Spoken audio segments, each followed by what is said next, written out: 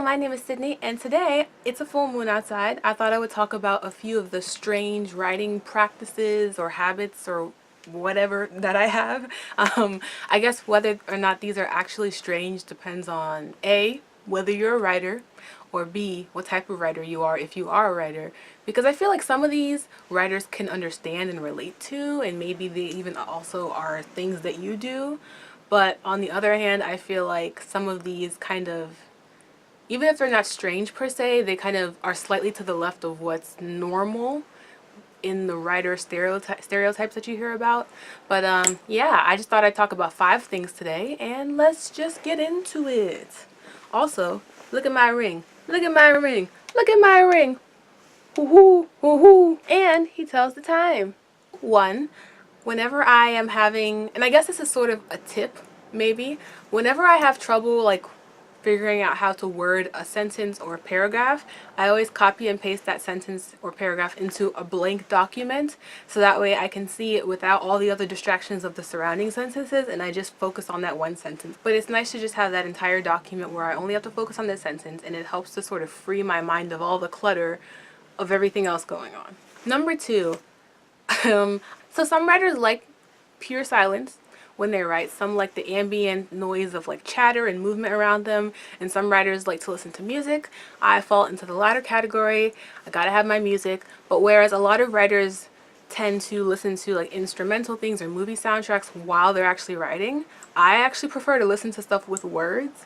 And I've heard that other writers will say that they get distracted. They tend to get distracted by music with words. Like, I guess the words of the song tend to mix with the words in their head or something.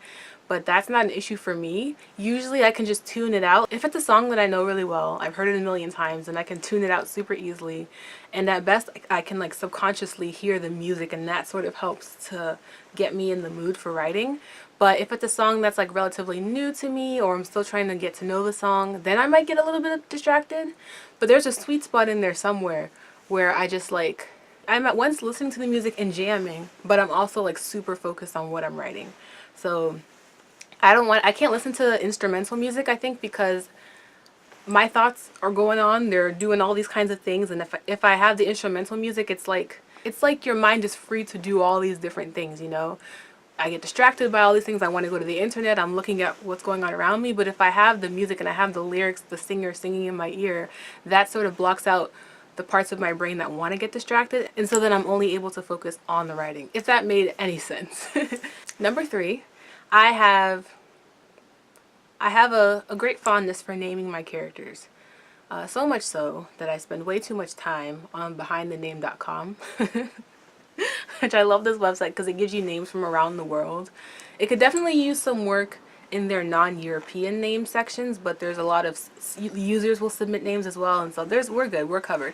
But yeah, so anyway, in naming characters, every now and then I come across a name that I just love so much that I actually have to then change my character's name. Like, I'll name my character that name, and then I'll be like, nope, I like this name too much, I have to change their name, because I want to save that name for my future child.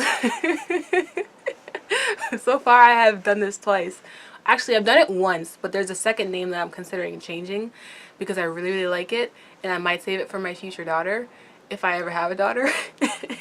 But at this point, I think I'm up to like 2 daughters, you know. And anyway, the point is, I like these names too much.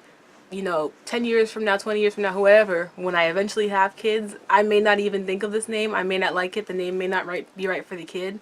But like, for right now, I don't want to name my villain or somebody who dies this name and then have my kid be that name. Like, that would just be this weird association. Like, Mom, why did you name me after the character you killed off? Like, oh, actually, 3 names, because I have this one name that if I ever get a pet dog, this is the name I want to give my pet dog. So I'm purposely not using that name for one of my characters. So yeah, we're moving on now. We're moving on now to number 4. So certain jewelry that I wear, sort of like, I feel has, I don't want to say that it has like a power or an aura or anything like that, but I feel like if I wear certain jewelry when I plan to write that day, whether I'm going straight to the cafe or maybe I'm going to work first and then the cafe, I feel like if I wear certain jewelry, it sort of like gives me story vibes, like, you know, it puts good juju in the air for story vibes. So that way when I am ready to write, you know, all day I've had these story vibes floating around me, so then when I'm ready to write, I can write because I'm wearing these pieces of jewelry. I should show you some of it. Okay, so I've got 3 pieces here, one of which is my favorite word, and that's the word dream. This is my necklace. My mom gave this to me one year. It's not associated with any particular story, it's just associated with writing in general, so I like to wear it when I'm writing or when I plan to write. And so another thing is this ring. So this ring, if you can kind of see it, is shaped like a fox. It's like a sort of like a fox head or something. And this ring is associated with my story Stormcloud because, you know, there are animals and animal lovers in that story. Like if you watch my video where I explain what the story is about, there's the valley region, and the valley region is in charge of all the animals on earth. So I like to wear this ring because it reminds me of my character Dari, who is a valley seriad. And the last one is this necklace, which you can see is shaped like an anchor, and this is for my story Pitchfork because my story Pitchfork takes place on a ship. Obvious association there. Yeah, so I've got some more jewelry pieces, you know, a lot of cheap stuff, things that I paid, you know, less than 10 bucks for. But if I see like a piece of jewelry and it's shaped like nature in some way, hello my owl, I just, you know, or if it's shaped like something ship related, like I've got a few anchors and helms and everything, and a life raft even. Not a life raft, what's it called? The lifesaver, the thing you throw at the people in the water.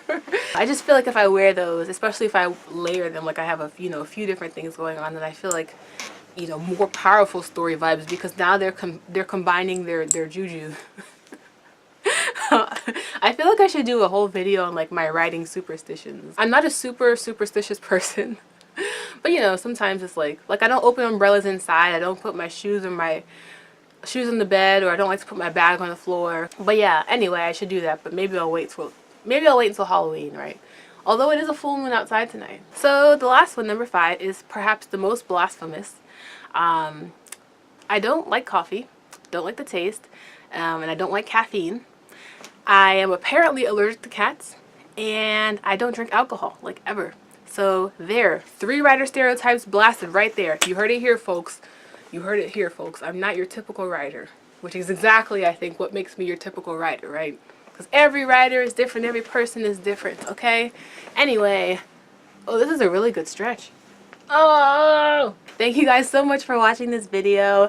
Let me know down below if you have anything that you do, whether it's a practice or a habit or something that maybe is a bit different from other writers that you know. Give this video a like, hit subscribe, and I will see you next time. Toodaloo!